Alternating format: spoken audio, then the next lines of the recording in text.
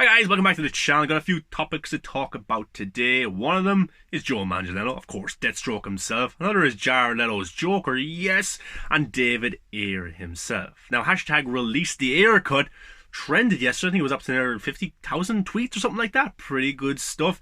Loads of engagement, loads of positivity on the timeline.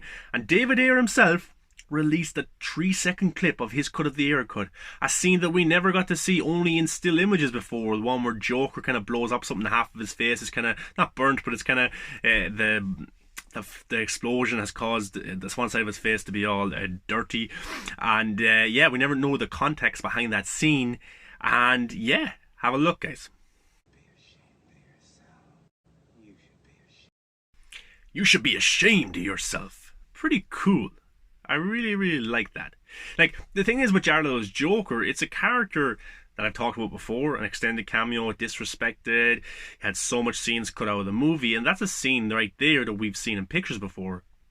But we never really knew what happened. And we still don't really know what happened, but who's he talking to? Is he talking to Harley Quinn? Is he talking to Enchantress? Who exactly is he talking to? Amanda Waller? Or is this David Ayer's way of saying, Warner Brothers, you should be ashamed of yourself. You should be disgusted. You know, that kind of way of what's going on, not only with the movies, but also the stuff with Ray Fisher as well. But it's an interesting clip, and it was cool to see that. And maybe it's a sign that David Ayer is working on his movie. Maybe.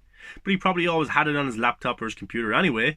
Zack Snyder always had a black and white version, but David Ayer seems to have the coloured version. Is he working on it? Hopefully. But will it come out this year? I don't know. I have my doubts because, like, the Suicide Squad film with James Gunn is coming out later this year. Do you put out 2 Suicide Squad films in the 1 year? Do you take one off the other? You know, that kind of thing. So it might be 2022. We have to wait. But I do think eventually it will happen.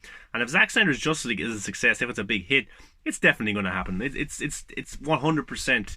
I believe it's going to happen. You know, how can you have one part of this kind of story that has links to it released and the other kind of not? If you're going to help Zack Snyder release his vision, why not do the same for David Ayer? You know, so cool Jared Leto video there. I would have loved to see it longer. Man, I want to see that movie so bad. I bet Jared Leto is absolutely brilliant and will change many opinions. But speaking of Jared Leto, of course, he has his new movie coming out, which will go on HBO Max. Denzel Washington's in it. Looks pretty good. I think it's called The Little Things as well.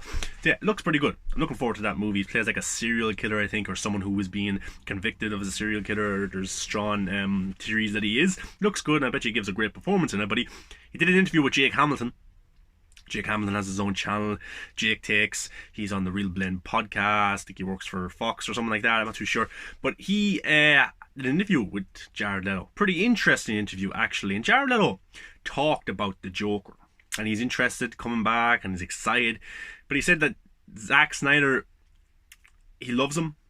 He's a madman and he's a warrior. So that's pretty cool from Jared Leto. And there's respect there. And I talk about respect a lot. Warner Brothers have showed disrespect to their talent. Jared Leto greenlit another Joker movie with Joaquin Phoenix and not having Joker appear in Birds of Prey, not having him in another movie and stuff like that. You know, complete disrespect. The same to Henry Cavill. You know, the same to Ben Affleck. Disrespect towards their talent and their directors with their movies. Caddy N, David Ayer, Zack Snyder. Big disrespect. But he says he loves him. He loves Zack Snyder. And that's the respect the two of them have. How come they couldn't get Zack Snyder for a cameo on Birds of Prey? I know they probably didn't want to, but you're trying to build a cinematic universe. But how come that Zack Snyder can call, have a phone call with Jared Leto after there's one phone call and convince him to come back to the role and say, look, I have a pretty cool idea. I would love you to be a part of it, Jared. And Jared goes, yeah, sure, I'll do it. And he's there, a week later, a few days later, doing additional photography, and the Joker in the Nightmare timeline is going to look a lot different and probably badass, and he works with the Justice League maybe and stuff like that. That's pretty cool, you know? That's about respect. The two of them have talked before in the past. They've met and they really like each other. That's respect right there. So he loves Zack Snyder.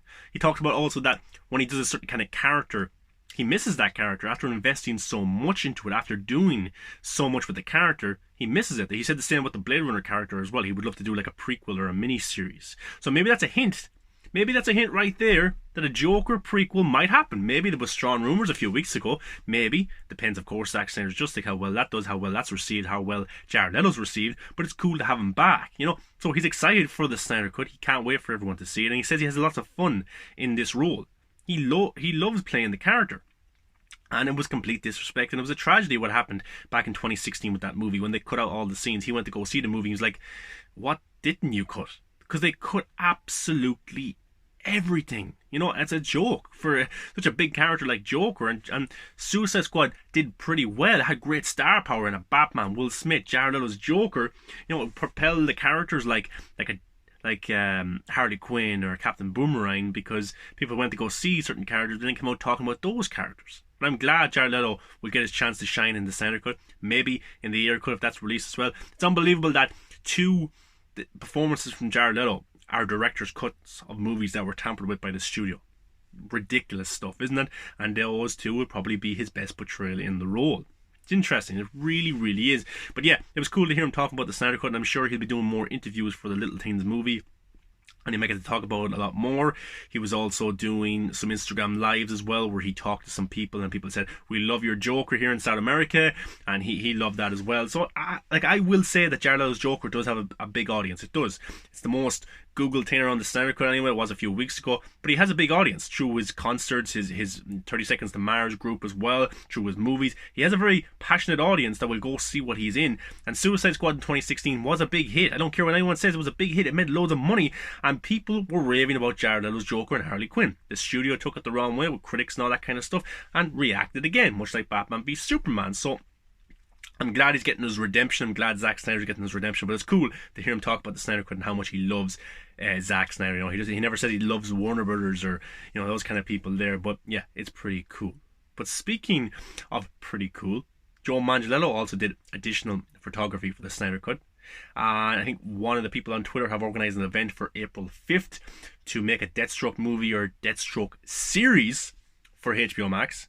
And it's an event that they've organised, and no point promoting it now, it's not till April, but Joe Manganiello himself, Deathstroke, put the emojis of the two swords 3 times. So Joe Manganiello wants that Deathstroke series or movie. You know, we've heard him talk about it so many times. The one that got away, the Ben Affleck script, was one of the best scripts of Batman ever written, ever. And he was eager to do it. He was excited. He was in talks with multiple directors and storytellers to do a Deathstroke series or a movie or a prequel going into the why of a warrior and how a warrior wants to die in battle.